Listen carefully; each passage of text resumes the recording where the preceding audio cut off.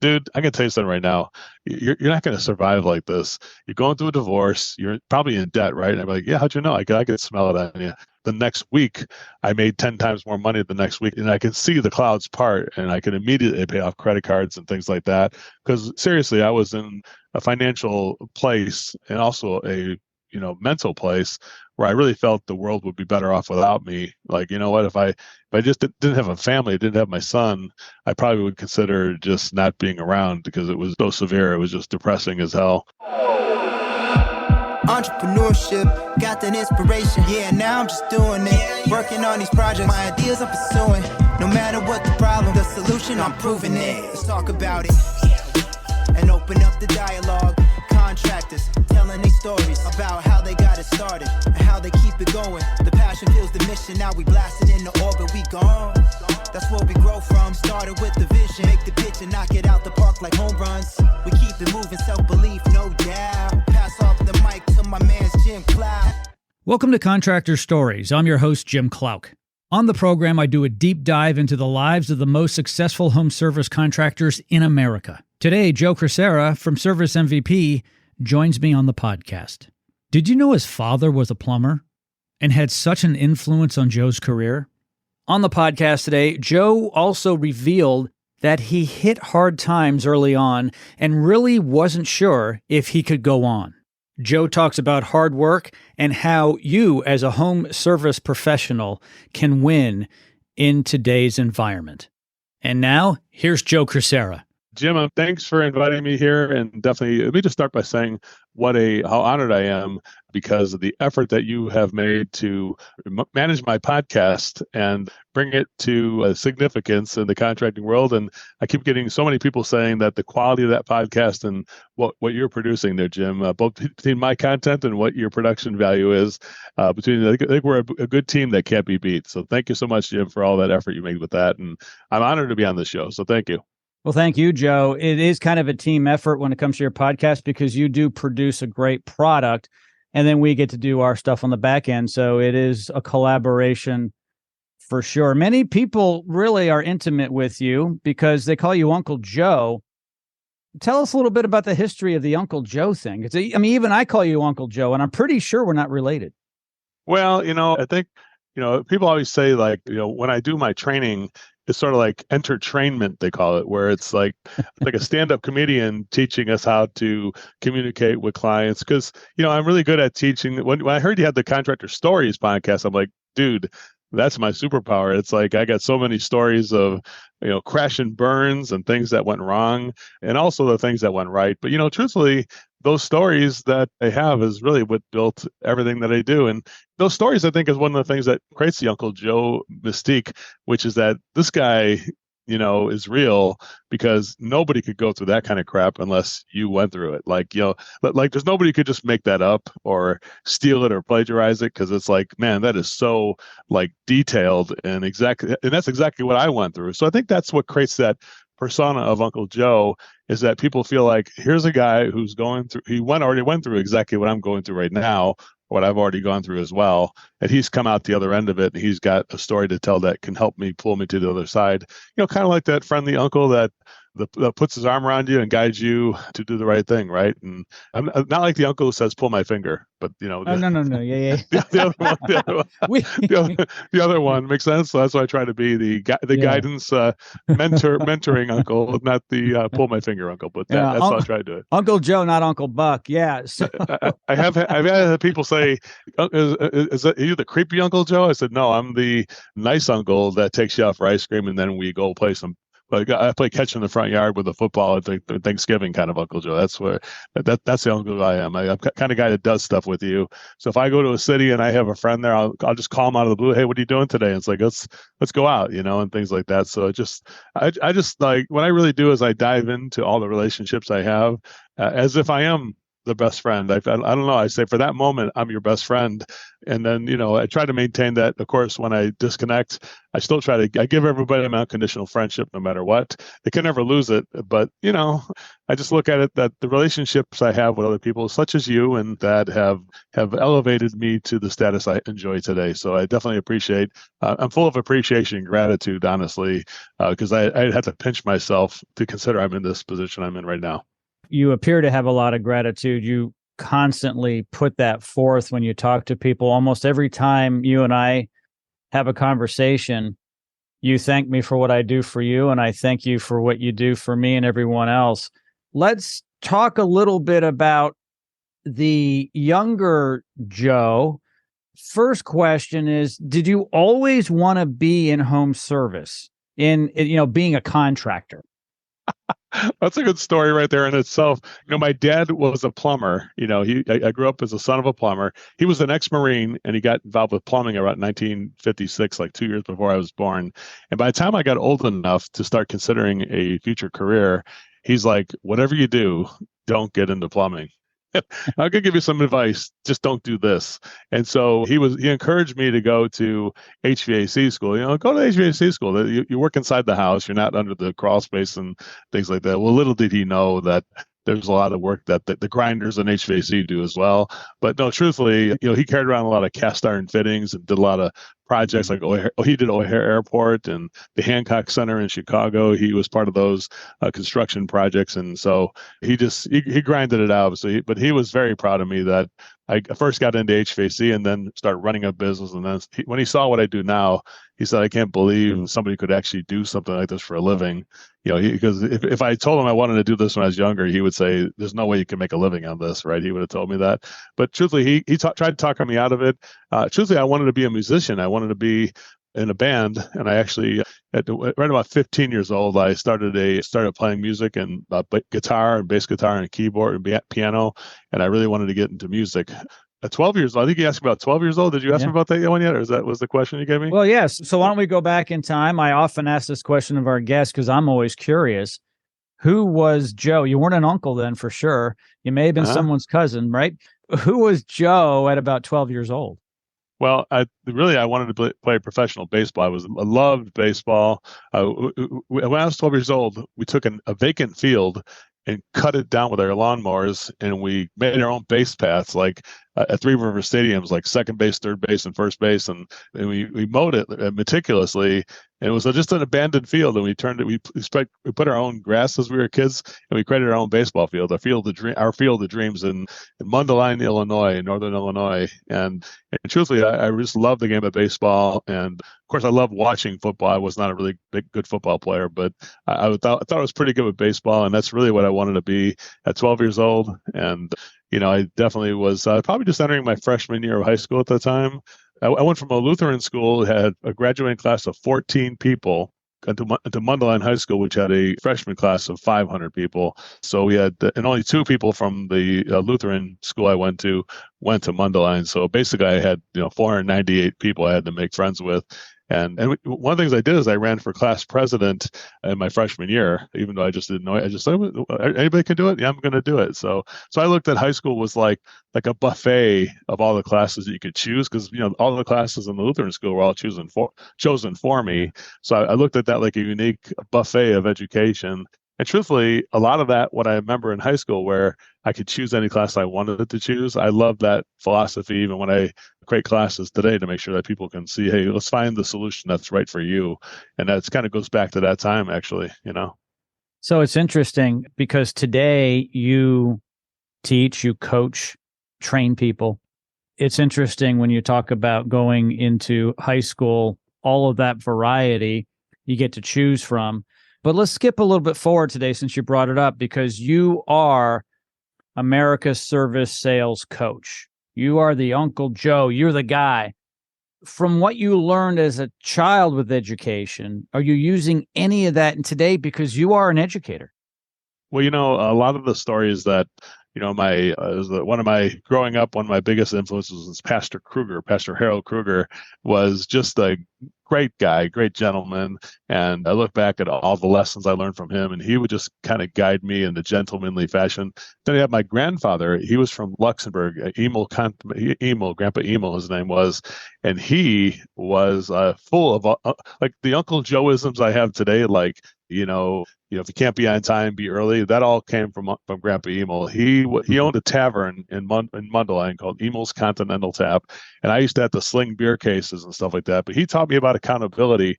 I used to have to, and when I was going into high school, 12 years old, I would take my bike every morning through the snow and everything, about a mile and a half, and to go in the tavern. And I would have to clean the bathrooms and clean the floor and do the glasses before I went to school every morning. So he'd pay me I think it was like $15 a week or something like that. This is back in 1972, right? Yeah. And so I was like, 1970. So I was like, okay, did it all. But he was the kind of guy where if he'd pick a glass out of the bunch I cleaned, and if there was like a spot on it, he'd put all the glasses back in the sink and said, do it again.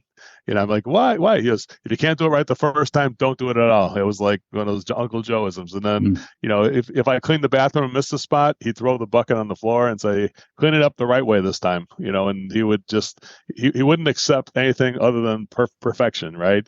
So he was a perfectionist. Thank God I don't have that much perfectionism he does, but because I'd have a little more tolerance. Like I don't rip up people's option sheets and say, you screwed it up, do it again. I just say, hey, you got to fix that or that. I'm kind of a little more user friendly than he was, but definitely, I used to think he was crazy, and there's a lot of I felt negative a lot of times when I first talked to him, but I realized how much love he must have had to try to guide me the right direction. I think we look back, and it's a different kind of different feeling that I had when I look back than it was at the time I was experiencing it. Right?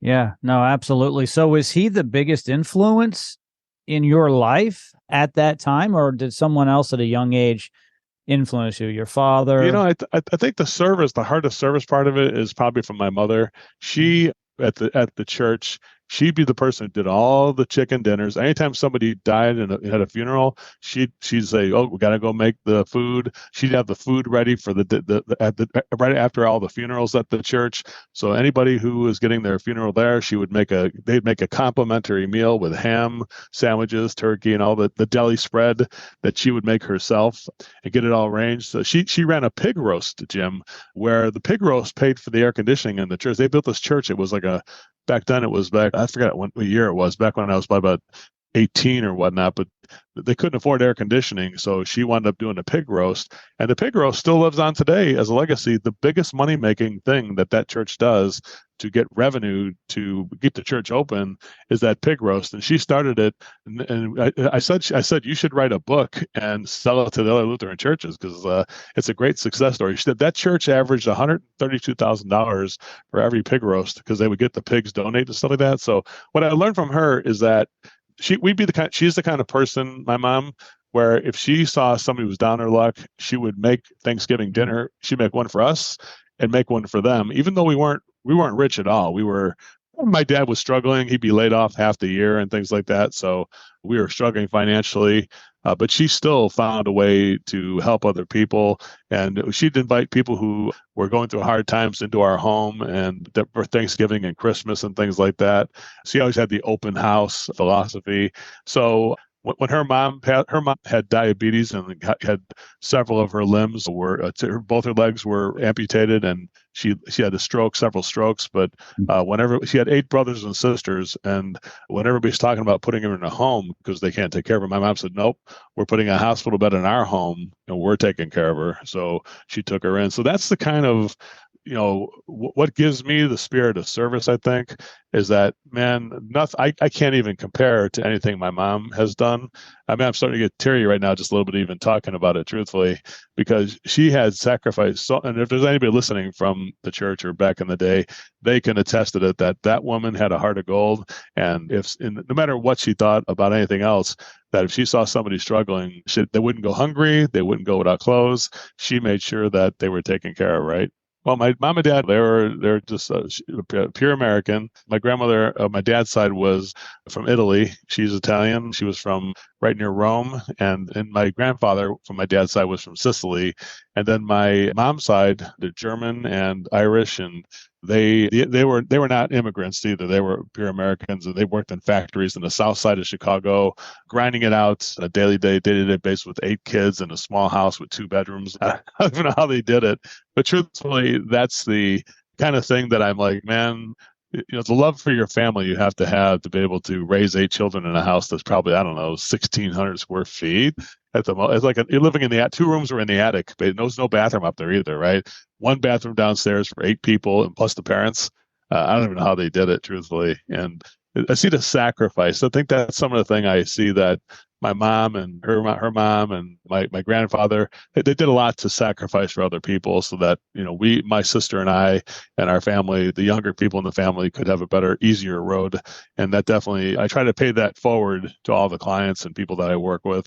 I think people get a sense of that when they meet me, like, this guy really cares about you. He's not just some dude trying to make money off of me type of thing, right? If people get that sense that I'm just there is a financial obligation, don't get me wrong, but bottom line, I always start out by making sure people get my best service free to make sure we can help them. And then, of course, you want me to continue that service, it would be an additional expense or investment, if you want to call that, right? So, but I always try to give my best effort first, just to make sure that people see value in what we do.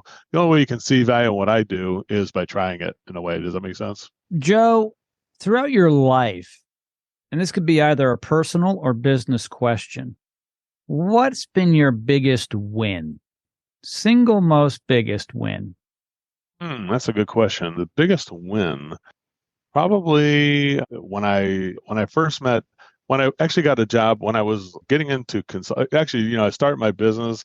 It was a lot of stress, and I wouldn't wish anything on the way I started my business out and the way anybody who lives today, but most likely it would have killed them. The first 6 years of my business was just not good, right? It was just, I just used my own instinct. I went into business because I ran out of bosses that I thought were smart enough to work for. Like, I couldn't find somebody I respected enough to work for. So I'm like, I'm just going to start my own business. And my first wife was very entrepreneurial. She always wanted to start a business. So we did it. So I was kind of dragged into it a little bit. And then once I get into something, I try to do it like my grandfather taught me, like, with excellence. And so I'm like, okay, we're going to do this. And, we did turn that business around. Probably the biggest achievement was taking a company that was $250,000 in debt. And I also had to pay off my ex-wife that she had $221,000 for the business at the time. So I had basically almost $500,000 in debt. I was debt for, by the time I learned about the system, the premium mid-range economy options, how to take that friendship I already knew how to make and leverage that friendship into a result financially where everybody felt good, but they were willing to pay for it as well. That's probably the biggest thing that I'd say changed everything, the biggest game changer, because by December of January 1991, I was about $500,000 in debt total, but I was debt free by December of 1994 based on the principles of offering things that made me frankly uncomfortable. Like, man, I would never just change the ductwork in a house, but here I am. The people say, I want just an air conditioning unit. I'm like, well, we're going to give you a premium option of changing the furnace, AC, and the ductwork, then just the furnace and AC, and then just the AC at the bottom. Kind of started that way. My average sale went from $1,500 to almost $9,000 in about 1 month period, based on one of my customers who told me what to do with that and how to do that, manage those options. So that was probably the biggest financial impact, and probably just it's like the seeds of what I do still today, right? Everything that the core principles of pure motive service. The pure motive service part of it comes from my family, I think.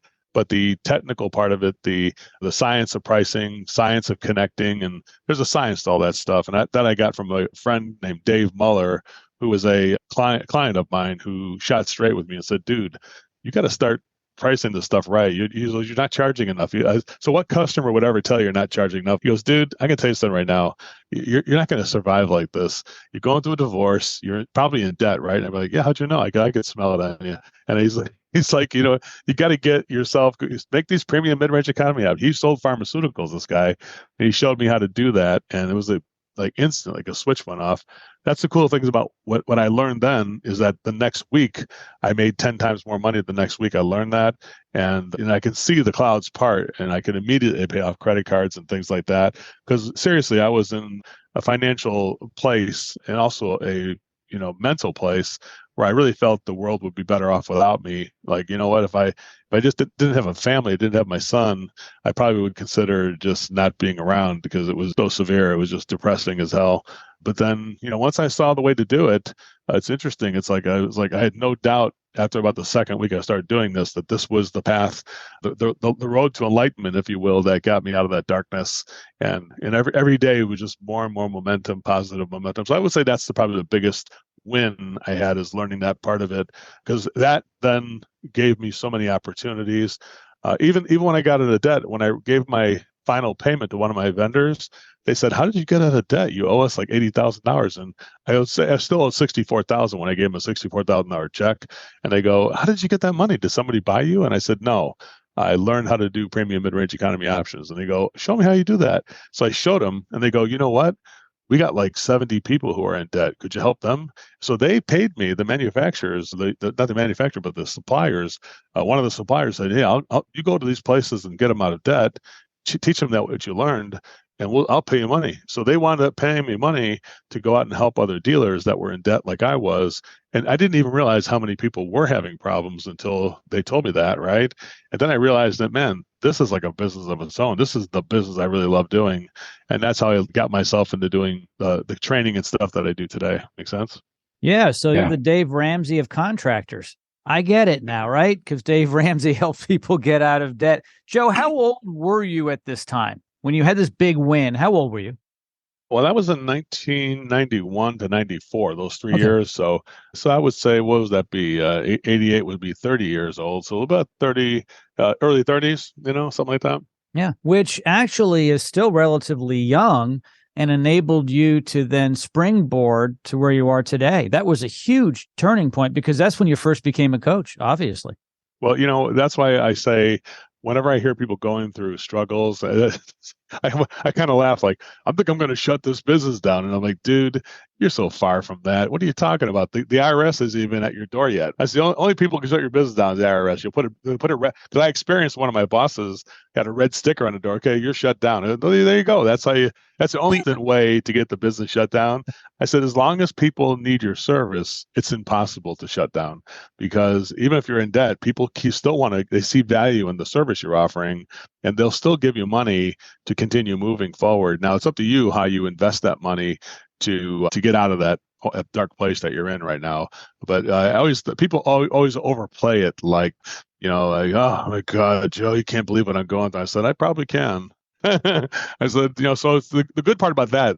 When I look back at it now, all the stuff I went through, that my first wife and the divorce and things like that, and the therapy I took and that stuff, and then, getting out of that debt financially. So all that stuff there in that 3-year period was very instrumental in the way I treat people today, as a little bit of therapy, because you got to change the mindset before I can tell people a process. They got to make sure the mindset is changed where they can be an optimist about their possibilities. Because try to teach somebody who's completely negative what I do, they're going to give up on themselves. They're not in a place where they can get a foothold in a way. Does that make sense? So the thing about the divorce was like really instrumental, because the therapy and stuff I took was like, I saw the way people get helped in a different way. And I'm like, I really like to help people like this guy is helping me right now mentally, get into a place of enlightenment rather than a place of darkness, right?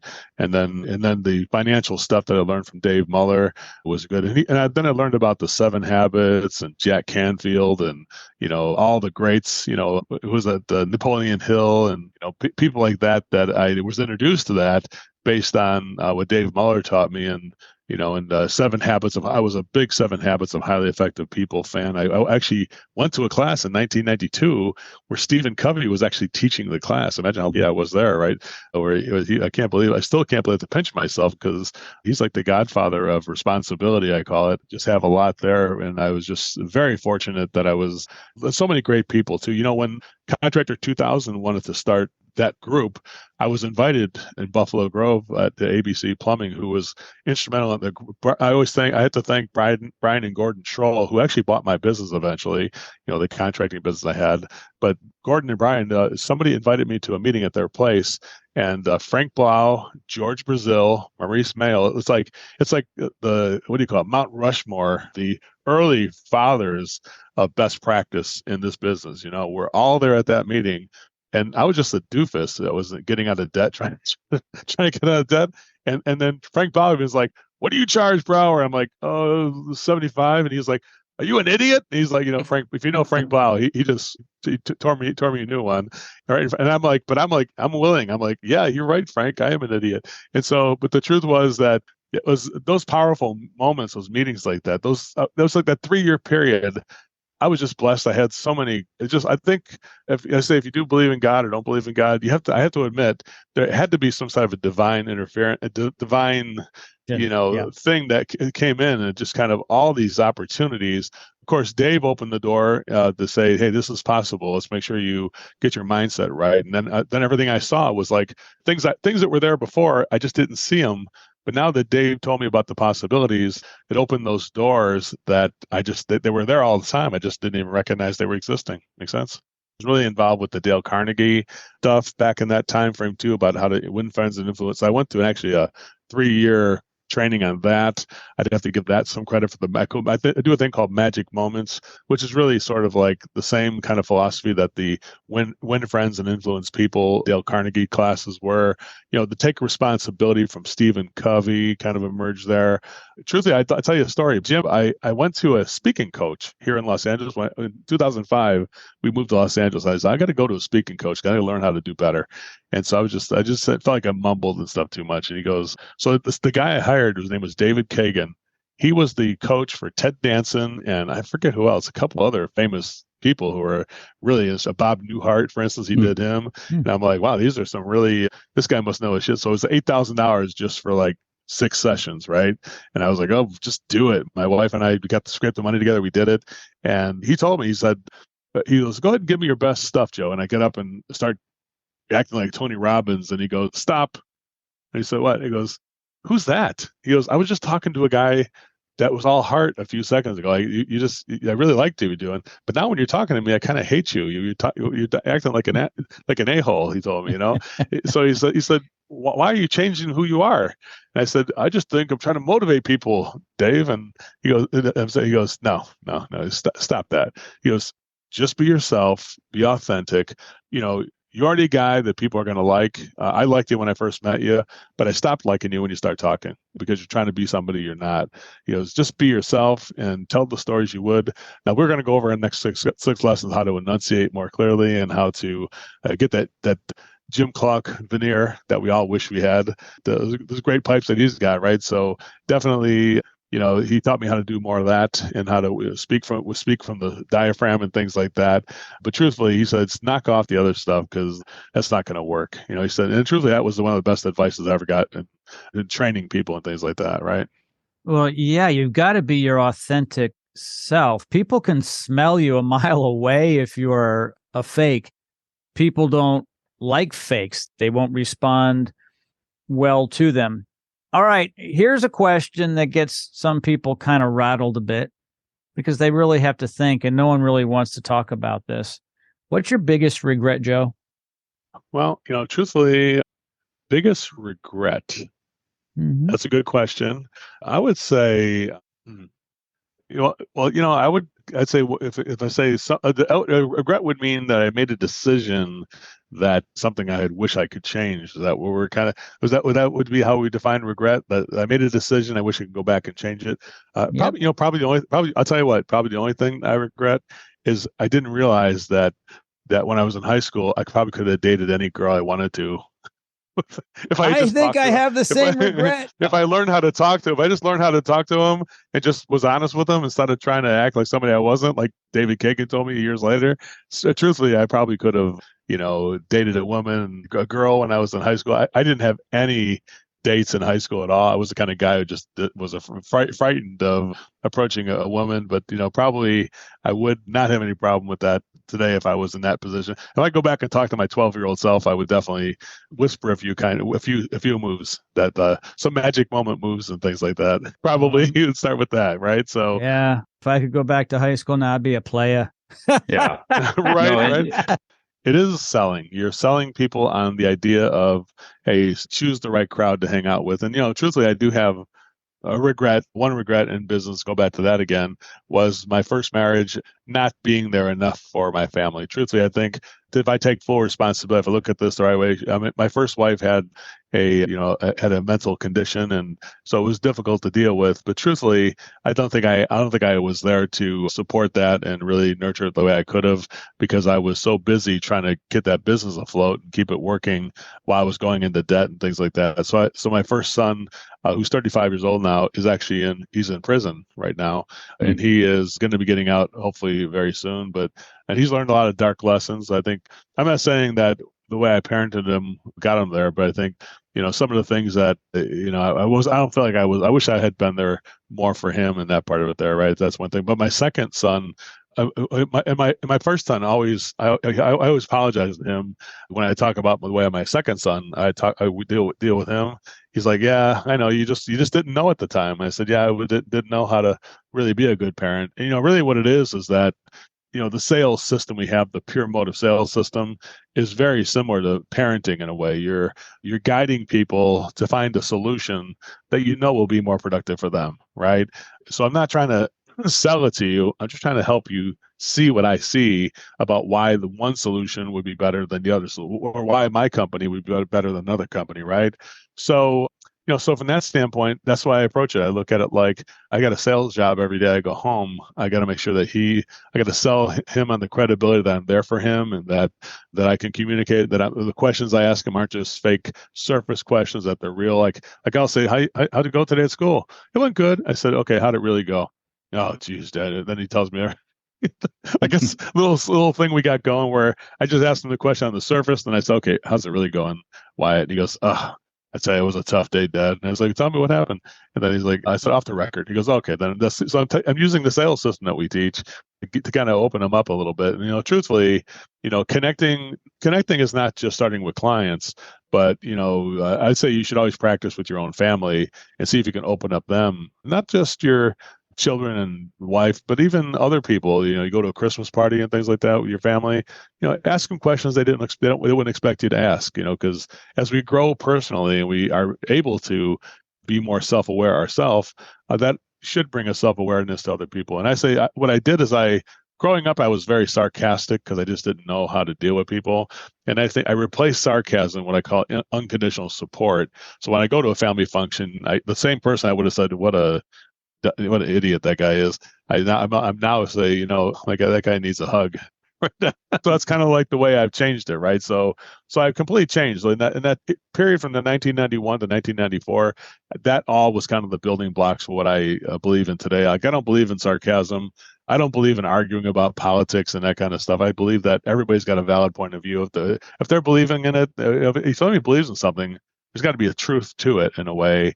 Yet I think it would be nicer if people could sell each other on that way, that the motivation is correct. Because I think that's what we have in society today, is people who question the motivation of the other side.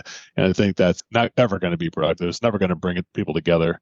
And that's one thing I do see, that I'd love to be instrumental in helping build that bridge, because I think there's a lot to build on there. Joe, do you believe leaders must be readers? Well, yes, I believe that the biggest investment that you can make, that's always a sure thing, is the investment in yourself and your own education. So I always say, why wait for your boss to send you to a seminar? You should find seminars and send yourself there. You should read books. If you're not doing, you should be at minimum, if you're a normal person, I'd say $300 to $500 a year on reading material on Amazon or wherever you're going to buy it, Barnes and Noble or something like that.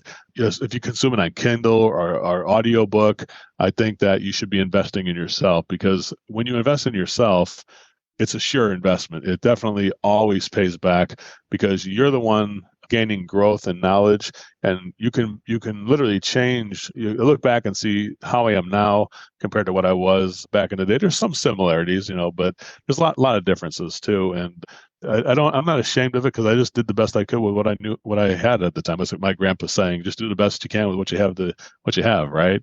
And so I look at it that way. It's a philosophy I believe in, but I do see that if people read, whether they read it or listen to it, definitely need or watch it on YouTube even. I think that you're investing in yourself in a way. That time, I think everybody should take that time every day to invest a little bit of knowledge in yourself. And I think it pays back. I'm a testimony to that. I'll read a book one time, Jim, and I'll be teaching the same material. Whatever I learned in that book, you'll be hearing a story from that in a seminar the next day. That's the way I am. Yeah. And when you read something and then you teach it, you as the teacher actually learn more. It becomes more ingrained into your brain. So you're coming out with a new book. You want to talk a little bit about that? Yeah, it's called What Should We Do? Is the name of the book. And the book is going to be coming out in March of 2024. And I'm really proud of it. It's really, we had Helena Boucher, she wrote Tommy's first book. She helped Tommy write the Home Service Millionaire, right? That book he wrote. And she's doing collaborating with me for the last year.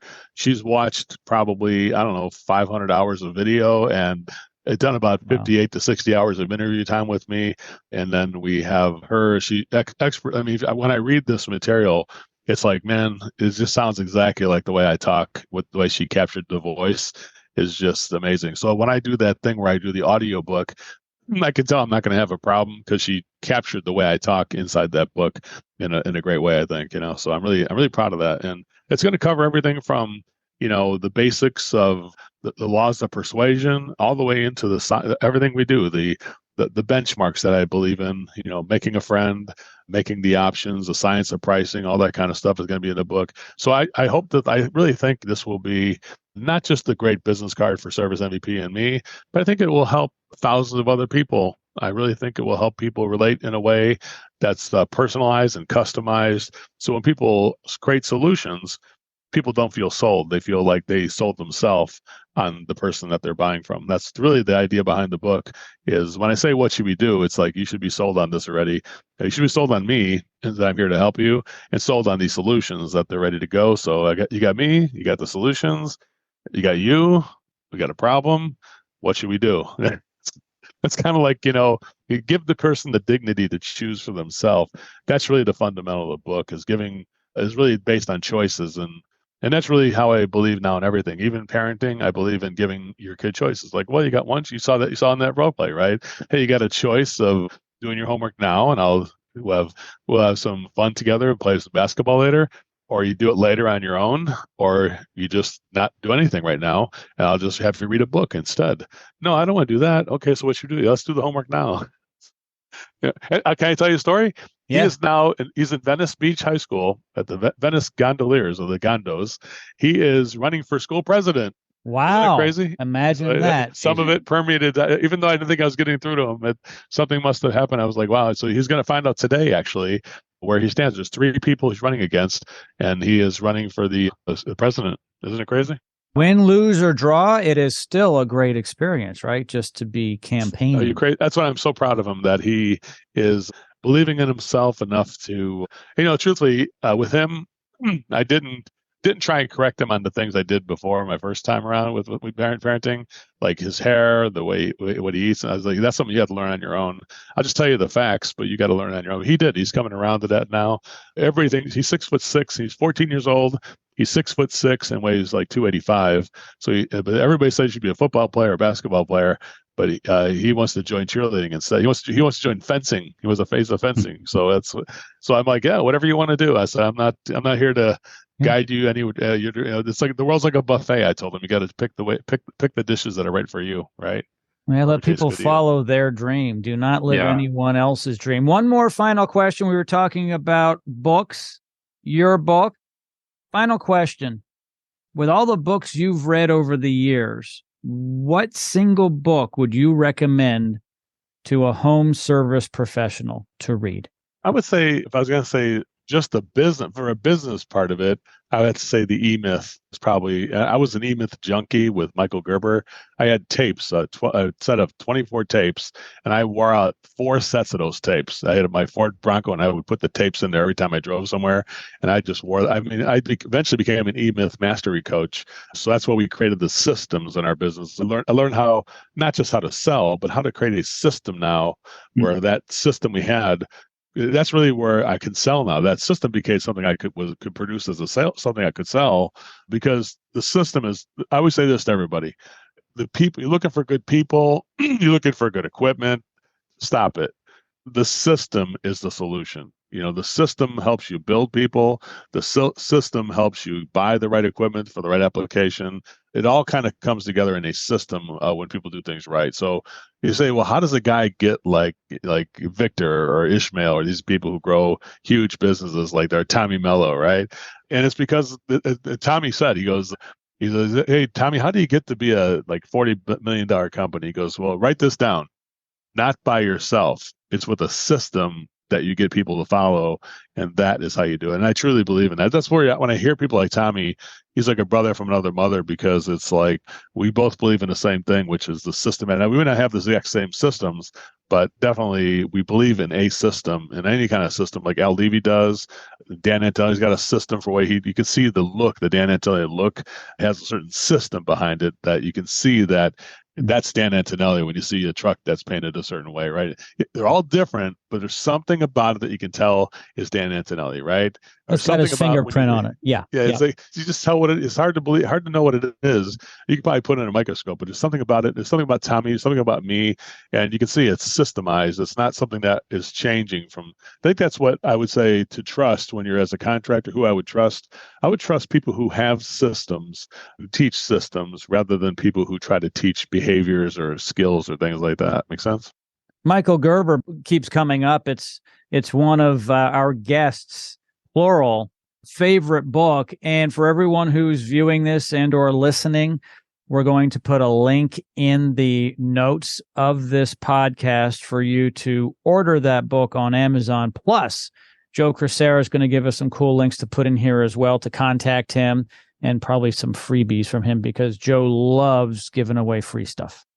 Well, True Grit is a interactive learning escape room event where we have 24 escape rooms based on individual lessons for the office staff, for leadership, for the field, for call-by-call management, all these things we have. So I invite everybody there next year. We're also going to be speaking at the Profit Rocket event. Victor Rancor has invited me there, and I'm going to do an office staff thing for creating a reward system for the office, 5 reward systems that you can give office bonuses. And I've got one called What Should We Do, which is sort of like the 3 lessons of how to connect, how to build the options that are customized, and how to close the deal, how to do it in 1 hour session I'm doing there. We've got, I'm going to be I'll be at Pantheon. If everybody's going to Pantheon, the Service Titan will be there. That an event, I look forward to that meeting. I think like 2,000 people are going to be there. So I'm looking to see what that looks like. So, and just our normal, then we have our other total immersion events. We have live training for service, call by call, office staff training. If you go to tisummit.com, you could do that. Is now the time I drop the offer to get people to say, do something for free for them? Yeah, so what I would do is we have a new thing called Brunch and Learns, and we got this from Edgar. I want to get it right. Morosian, I think his name is, from Restorers. He approaches. We start doing a thing for him called Brunch and Learns, where we go out and meet with contractors for 1 hour at a breakfast meeting between 7 and 8 or 8 and 9 or something like that. We've done, and so it's been very successful, and it's really helped us to find clients who need the help, who can get that service for free without having to pay for it initially, so they can make money, enough money where they can afford to actually hire us. Really is what we do.